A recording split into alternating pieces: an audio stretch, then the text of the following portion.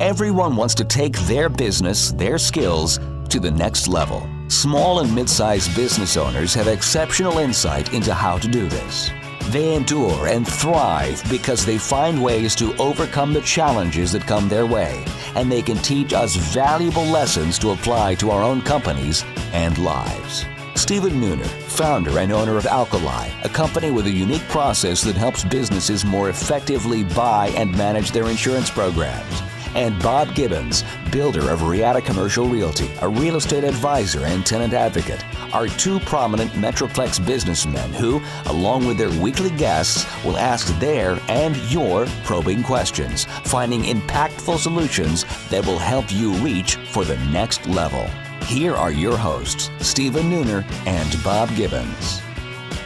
Welcome to the Next Level, Conversations that Propel Business. This is Bob Gibbons. And I'm Stephen Nooner, and I'd like to welcome Burt Copeland, CEO and founder of New Life CFO Services, a self-identified entrepreneur who happens to be a CFO. We're going to learn more about that. Burt has built New Life CFO Services to support businesses from 5 to 300 million with fractional CFO services, outsourced controller and accounting services, and business intelligence dashboards for financial and operational performance. Sounds good when you say it. I'm so awesome at saying these things. Bob Vlote's putting me under the bus here. To learn more, please visit newlifecfo.com. Welcome, Burt. Oh, thank you very much, guys, for having me. Kind of a weird deal being in the studio, but I'm sure I'll adapt quickly. So we always start off with what we call wisdom of others, which is a quote from somebody smarter than Stephen. And that's basically everybody. That's a very large pool to choose. I just outwork them. So we had a little runoff on our quotes here just before the show started, and we had like 5 quotes, but we're going with Todd Copeland, Burt's brother, older brother. He said, "You are now the dad your kids will always remember." So that was a really important thing for me because it was when we were having younger kids, and life is so busy. Not that it's not busy now, but he's like looking at me. He's like, "You do realize that you are now the kids you are now the dad your kids will always remember." And boy, was that a huge pause button for me. It's like, holy smokes, what am I doing? Yeah. So it really helped to realign things. And so it becomes the model through which I always process how well am I balancing my life. And right now, I'll tell you, that's not all that great. So it helps to rebalance even right now. Well, I really love that quote because it really does put things into perspective and says I need to be very conscious and deliberate about everything I do. And especially when you get older kids. I mean, my kids are grown and gone on their own, so it's too late for me.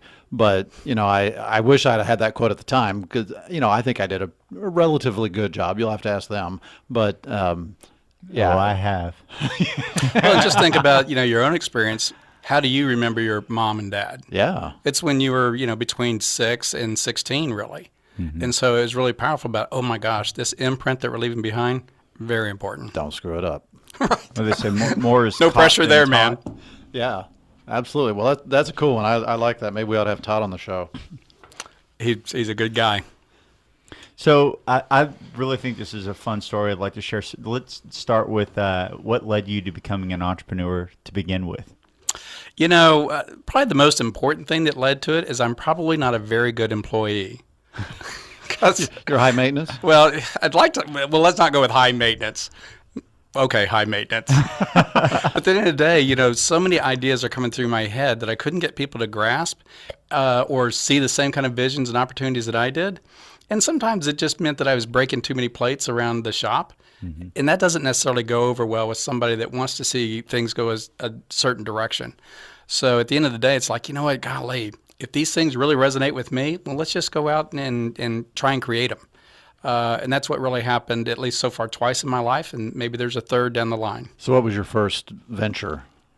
My first one was really when I was able to transition from a CFO to a president of a company, and then, the parent company wanted to divest themselves, and I kind of raised my hand because I saw a different way of doing construction that I thought was really going to be intriguing and a different value proposition, which, again, I couldn't get my previous owners or presidents to embrace. So I says, I'll do it. Of course, it depended on the negotiations. But so it was a construction company that yes. You were the CFO, you became president, and then ultimately bought it from the parent corporation. And what kind of construction were you doing? Commercial flooring. So we would do Radio Shack, American Airlines, Presby Hospital, Baylor, some bigger footprints. But it was a great experience, and it was fantastic. So what was the performance like putting an accountant in it as the head man? Well, awesome, of course. I mean, what kind of question is that? Well, you did pretty well. I mean, you did grow it up quite a bit, right? And then eventually had an exit. Yeah, so when I bought it, when I first started, the total company was $65 million. Mm-hmm. And the part that I ended up buying, that was throughout Texas and Oklahoma and everything else. We had 7 locations. The part I ended up buying was just the North Texas DFW operations. At the time I bought it, it was $7 million. We grew it to 14 in about 3 years. And we were on the way to 18, 20 million. And then a little hiccup happened called the Great Recession. So 2008. Yeah, oh gosh, that was a fun year. I'm sorry. Oh, it is what it is. It actually ended up being the combination of the most stressful business event of my life and the most rewarding business event of my life. How rewarding? Well, we had to really kind of go through and restructure our own company.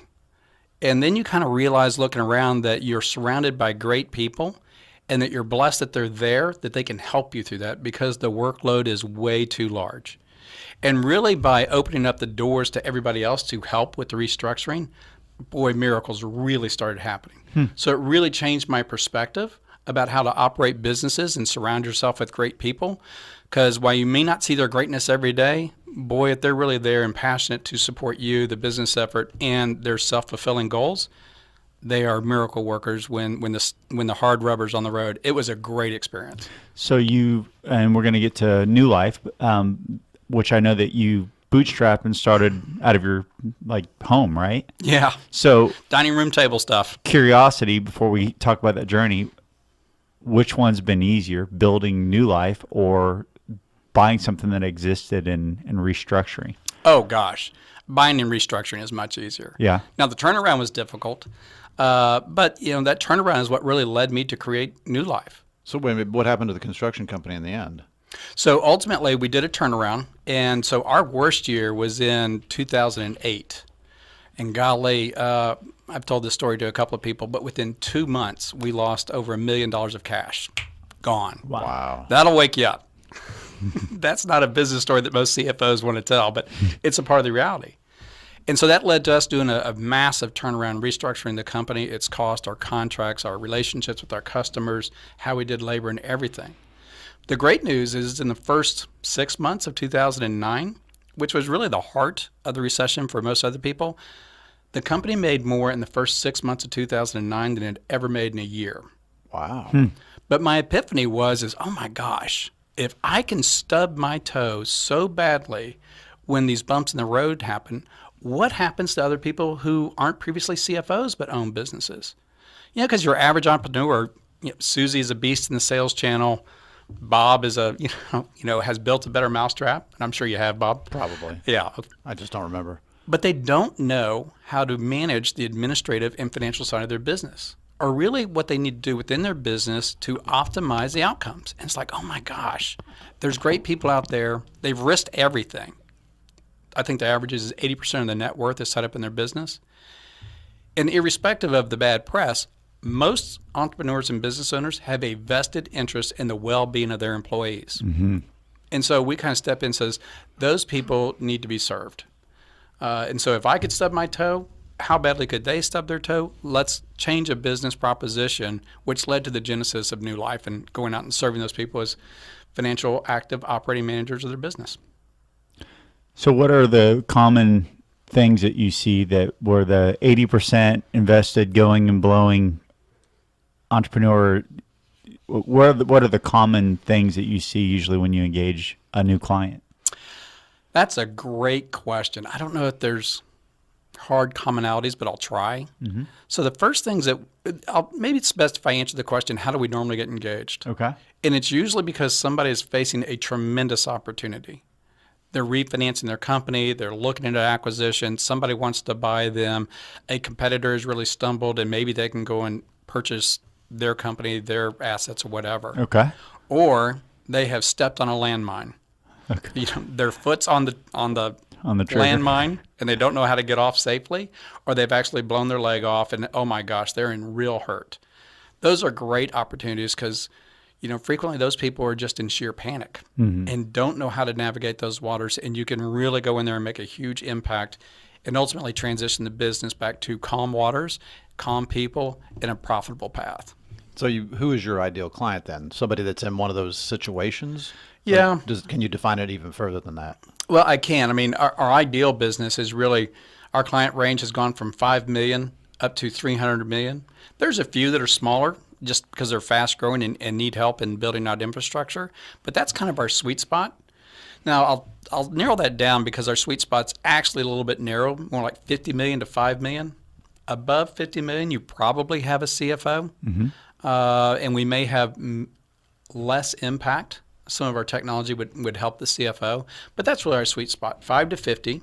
For the most part, I'm going to say it's old economy businesses. Okay. Construction, manufacturing, distribution, B2B services, things of that nature. What we don't do is high-tech development. I always live in fear of what's going on in somebody's garage, so I can't really be a strategic partner there. We stay away from heavily regulated businesses of insurance companies and banks. And then, healthcare services like a doctor's practitioner group. Man, if you don't know that insurance cold, don't even get in there because it's all about managing the insurance relationship.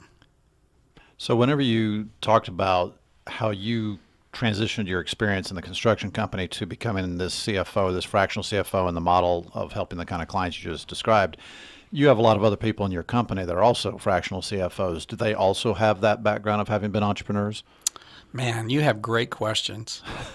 Sounds Total like you were setup. prepared.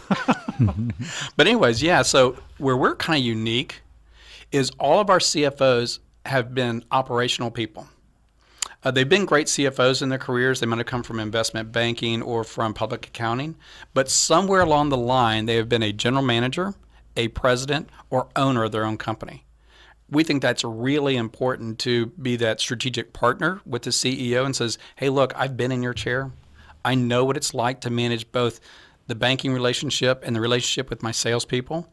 So let's see if we can partner up and you'll come up with your ideas and I'll help you to vet how that happens on the financing side. So what are you most excited about right at the moment in your business? Boy, the most exciting part of my business is technology. I think it's going to be the greatest thing that's impacted our business and possibly our clients. How so? Well, most of my competitors, they're brilliant. They are really smart, savvy CFOs. But for the fractional world, they're hanging out their single shingle and they're engaging one-on-one with just whatever tools they bring to bear, and that's usually Excel. And we are focused on deploying technology to automate the analytical process and re-engage the CEO in how meaningful the information is in making decisions. Most entrepreneurs say school was not important to their success. Burt had a different experience. Stick around and we'll learn from it. And now, Confessions of a Recovering Landlord. This is Bob Gibbons with Riata Commercial Realty, and I am your recovering landlord. After 20 years as a landlord, I now use that experience only for the benefit of companies that lease or buy office buildings and warehouses. Today's confession: knowledge is power. We all negotiate from a position of power and strength, or at least we want to. In any negotiation, the party with the most knowledge probably has the upper hand. And landlords count on this being the case whenever you're negotiating a lease, because most landlords are professional real estate investors and they hire professional leasing agents and property managers. Landlords are in the market every day negotiating leases, while tenants probably only negotiate 1, maybe 2 leases every few years. So tenants feel outgunned. Don't let landlords have all the power. As a former landlord for 20 years, I understand how landlords think and what motivates them. So let me put that knowledge and experience to work on your side of the negotiation. To learn more, contact me at texastenantrep.com. Again, that's texastenantrep.com. Have you started making plans to take your business to the next level in 2016? Hi, I'm Stephen Nooner, founder and CEO of Alkali. We have a trademark process called the Empowered Advantage that enables CEOs, business owners, and entrepreneurs to more effectively buy and manage their insurance. Before sitting down to make your plans for the new year, here are just a few things to consider. Would you say that you have an actual insurance strategy, one that you can articulate, Or have you just purchased a policy here and there over the years? If you have an insurance strategy, was it discussed under the pressure of a renewal deadline or considered earlier in the year to avoid fire drill decision making? If your answer was no to either of these questions, then you may not have the right partner on your team. Visit alkaliservices.com to contact us and take the next step to a bigger and better future. My name is Wolf Hanshin, and I'm the co-founder of Peregrine Energy Partners. We bring energy to the mainstream investor, and also to this show, since it was clearly lacking with Bob and Steven. Welcome back to The Next Level. We're here with Burt Copeland, founder and CEO of New Life CFO, and you can find them at newlifecfo.com. Great job, Bob. Isn't that smooth? So smooth. I'm almost like a professional radio guy. You're now. like silky. So, Bert, one of the things I use as a hook that surprised me is that, so you have an MBA from SMU. Yes. And you said that was one of the single best investments you've ever made.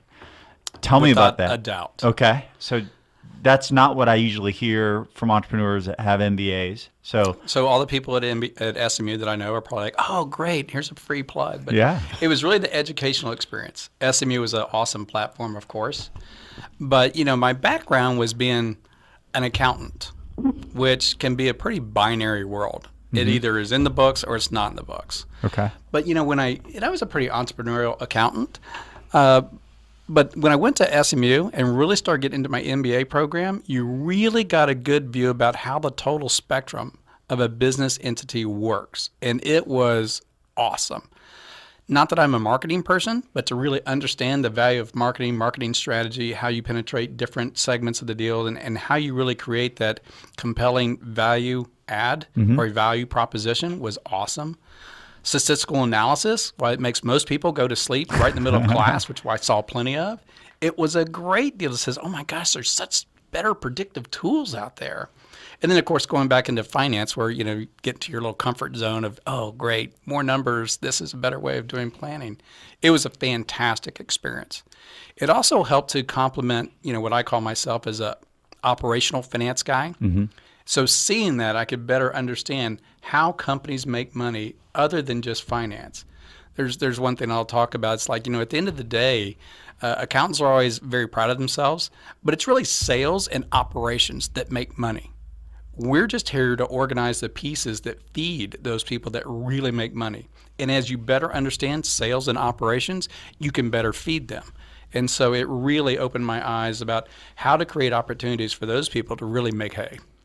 So one of the things you also mentioned was that this turnover that's happening, this churn, if you will, in the CFO. And I think just in my experience, because we work with a lot of CFOs, I've seen that in serving the CFO community for years, is that it used to be that they were like number two in the company, and it seems more and more that the other roles are getting propped up with more and more significance.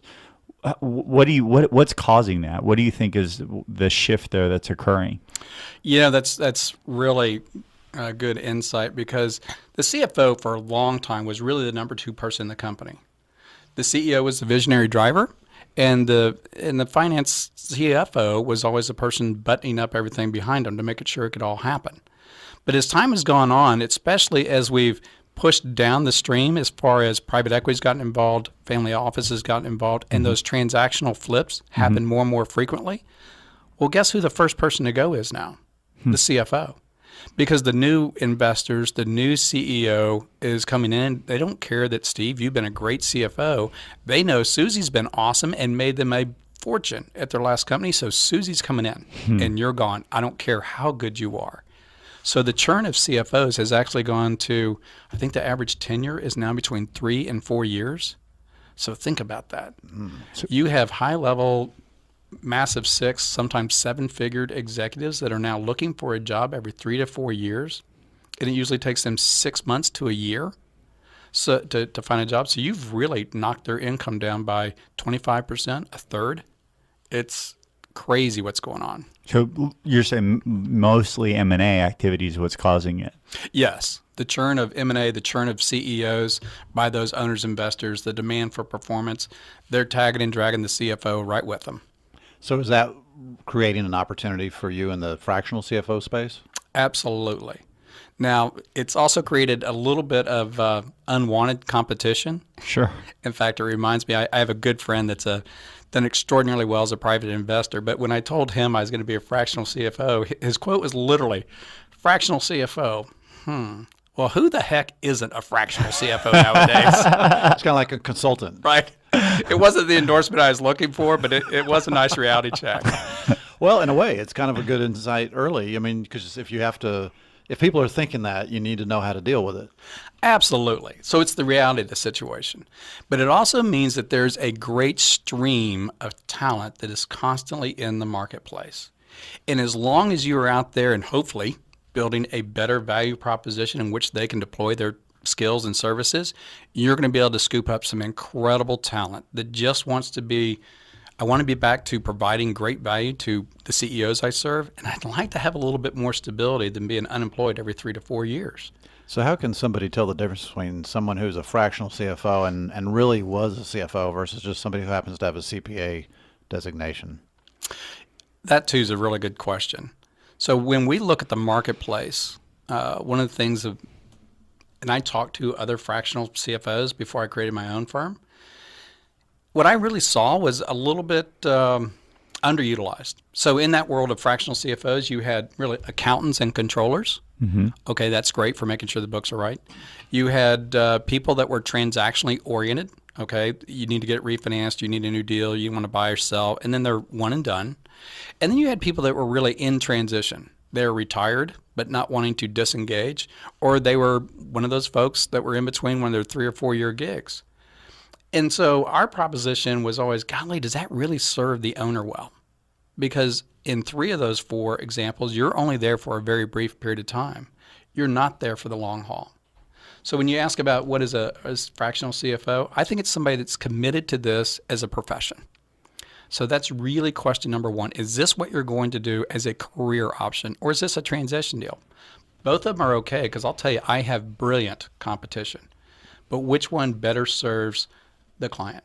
We have a deal in doing this graphic. It's an old movie called The Misfits, which shows a really old guy with this young gal, and it's from the 50s and everything. And that's the graphic that we show. It's like they're all brilliant, but what's the right fit for you in managing the long-term outcomes of your company? So with all these people out there, I mean, I'm sure, at some point there's going to be a push to consolidation. What are you doing to prepare for that? Yeah, the push for consolidation isn't there yet, because this is a highly fragmented deal. I mean, every person with a CPA or investment banking background, they're hanging out their shingle and they're going to be a fractional CFO. So it's not there yet. Mm-hmm. But I think over time that technology is going to drive consolidation, because as we start shifting from I want to be an individual practitioner to I want to have a practice office to I want to have products and services that are scalable and repeatable, business 101 really, and you start applying that model to a fractional CFO, then you're going to get to people who understand how to utilize their resources better, and then how to leverage those. And they're going to be in a position to start consolidating these one-off, highly fragmented service providers. So it sounds like you're saying that the consolidation that will come and the technology improvements that will come will be a function of the demands of the fractional CFO community, not so much from the customer side. Yes, like for us. What we're doing right now is we're really working on some great technology. It's technology that serves our clients very well. It's an analytical engine that drives automation of a lot of the analytics that a CFO is going to need. Mm-hmm. But it also represents the information in user-friendly format instead of a bunch of spreadsheets. And it's decision-making formats. So our CEOs know when they're in the green, yellow, red for are they ready to hire? Are they taking too much money out of the company? Are their margins getting diluted? Things of that nature. What it also does is it creates a more efficient model for fractional CFOs to operate from, because the things that they're downloading and pushing through a spreadsheet are now automated. We connect directly to a client's financial systems. We extract their data. We push it through the engine, and out comes all their analytics. That's our presentation each month. It also creates an automated reporting dashboard. And here's the cool thing. What we do is, this sounds arrogant, so forgive me. I have never met... I'm used to Bob. So okay. So we're all good on the arrogance piece. Good to know. But I've never met a chart of accounts or a general ledger that I like. It's not built for decision making. In fact, you can tell when some lower level accountant has set up the chart of accounts because it's in alphabetical order. Oh, that's helpful. It's crazy. So in putting it, I'm not going to change your system, but when I push it into my system, I remap all your accounts to cluster things into better decision-making groups to really analyze employment, marketing, margins, and things of that nature. So the outcome of that, though, for the client, though, is, I mean, what if, and I don't know your model, I mean, but if it's a lot of CFOs, I got to think, are on a billable hour type of, you can literally deliver more value to the client in the same amount of time. Absolutely. I can also then restructure my business. We call it Dashboard Whisperer, to where it's really a retainer-based thing. So each month, a CEO is going to get great analytics, great benchmarks against other industry and not competitors, but other companies in similar industries, be it manufacturing, distribution, whatever. But we can then go and say, okay, I can leverage my time, and you're going to get a package of great analytics and a CFO to help you understand what's really going on. And the trick there is we're going to focus on 3, maximum of 5 issues, because you really can't digest more than that. And that's the term that we have, Dashboard Whisperer. And the impact of that, of their insight of their business and our insight on their numbers, has been extraordinarily powerful in driving very fast results, usually in the first 2 or 3 months of our engagement. So this sounds like it's going to really differentiate New Life CFO from all the other CFOs out there, or is this something that is more industry-wide? Gosh, if it's industry-wide, then I'm the biggest idiot in the world. Sorry, I've been having my head down for too long. But no, I really don't know of anything else like this. So there are other dashboards out there, and some are extraordinarily costly to implement, and others are extraordinarily meaningless. So it's the combination of the two of providing really meaningful dashboards, and we insist that the CFO has to be attached to that to help you navigate and understand the numbers and not get lost even in our dashboards. So you focus on the critical few of making things happen. What's next? What's next? Really, we're going to be investing very heavily in the technology side of it because it creates outstanding benchmarks. In fact, if done well, maybe I should say when done well, we might end up having like 30 manufacturers in our database. And so we can readily see who's under or overperforming relative to this marketplace. Same thing with distribution and everything else. So our ability to do group analytics ultimately will be unparalleled. Well, Burt, thanks so much for being our guest today. We've really enjoyed having you on the show. For our guests, please go to newlifecfo.com to learn more about Burt. And if you want to find us, we're on all the social medias. Check us out, whether it's podcast, Facebook. Help spread the word. See you next week. Have a great week. Great guest. You have been listening to The Next Level, Conversations That Propel Business with Stephen Nooner and Bob Gibbons. Join us every Tuesday at 1:30 p.m. for more prolific conversations that will take your business to the next level.